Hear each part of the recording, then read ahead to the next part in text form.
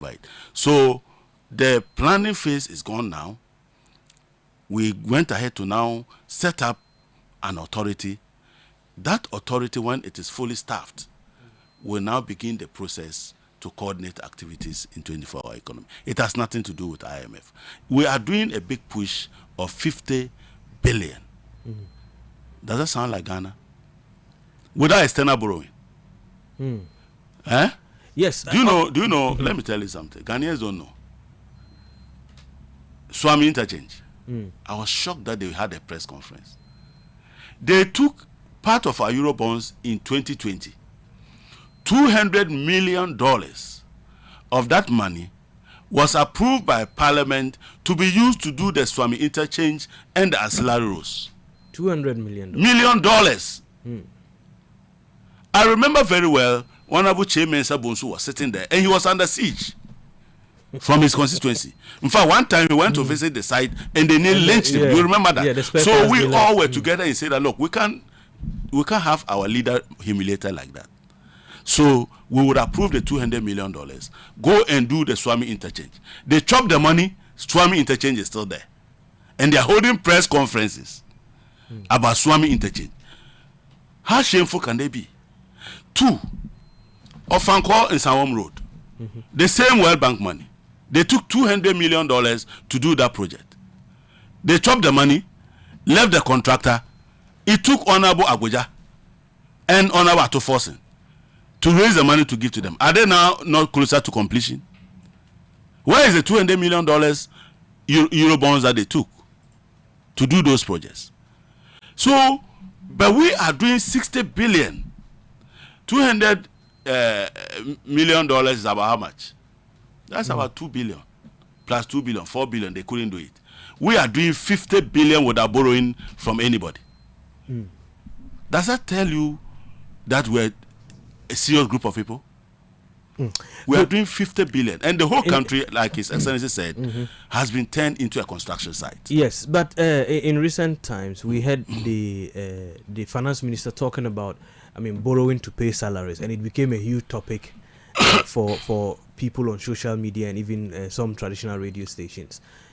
Can you explain that to us better? So how, government is, with all these things you are mentioning, is borrowing to pay salaries? So it's a cash flow problem.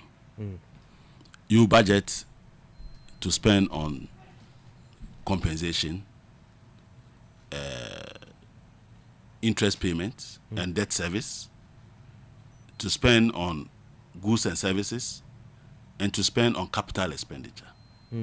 Okay. The monies that are approved by Parliament in the budget is expected to be generated from the revenue sources. Yeah. Your taxes and other sources. Those monies don't arrive one day. Yes. Do you get the point? Meanwhile, you must start meeting those obligations from day one of the year. So it's a cash flow problem.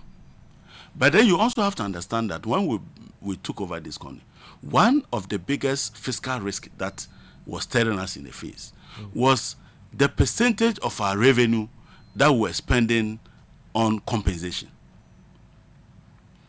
They left an economy where you were spending over 50% of your revenue on compensation. Of 600,000 workers, we're taking over 50% of your tax revenue.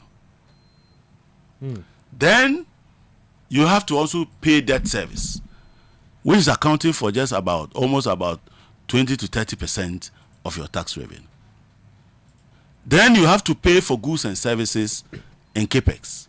So it becomes very clear that the money that you get, after you have met these obligations, basically it becomes difficult to have money left to do anything. If the monies were to come in bulk, then you could have prioritized based on the needs of the country. So in the meantime, because the budget itself has a deficit, what is the deficit for? The deficit must be financed. It tells you that you must borrow, but this time only domestically to finance the budget. So in the meantime, if you are not getting the revenues that you need to pay salaries now, and you have gone to borrow, do you grind the bureaucracy to a standstill? You must accommodate it from your current cash flows. But it doesn't mean that you were borrowing to pay salaries because you are not generating enough.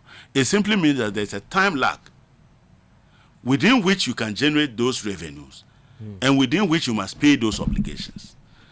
Are workers not paid from January? From January, do you get all the revenues that you are expecting for the year? Not possible. So in that January, what would you do? You have to tap from somewhere. Exactly. So it's a cash flow management. But cumulatively, when we end the year, you will see that we have not gone beyond the deficit financing arrangement that was approved by Parliament. And we have not gone beyond the appropriations bill that was approved by Parliament, which became a law. That is how you measure the management of the economy. Okay. So in this current state, let's talk about the banking sector.